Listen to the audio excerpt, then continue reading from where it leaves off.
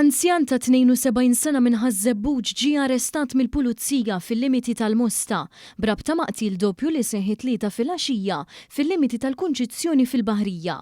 Brabta ma' dan il-każ inqatlu żewġ Maltin, wieħed ta' 57 sena mir-Rabat u ieħor ta' 51 sena mis-Siġġiewi li jiġu minn xulxin b'tiri ta' arma tan-nar. Jirriżulta li l-vittmi huma t-tifel tar-rispett tal-istess anzjan u r-raġel tat-tifla tas-sieħba tiegħu. Il-familja għandha l-għliq f'din l-istess żona u qed jiġi allegat li kien hemm xi disgwit li wassal għat-traċedja. Sursi qalu lil wan li l-qtil doppju aktar seħħ minħabba xi wirt. Fuq il-post viċin il-Knisja tal-Kunċizzjoni kien hemm diversi membri tal-familja tal-vittmi, fil-preżenza wkoll ta' diversi uffiċjali tal-Pulizija u timijiet mediċi mill-Isptar Mater Dei. Fuq dan il-każ infetet inkjesta maġisterjali immexxija mill-Maġistrat tal-Għasa Joseph Mifsud li anke ħatar diversi esperti biex jassistuh.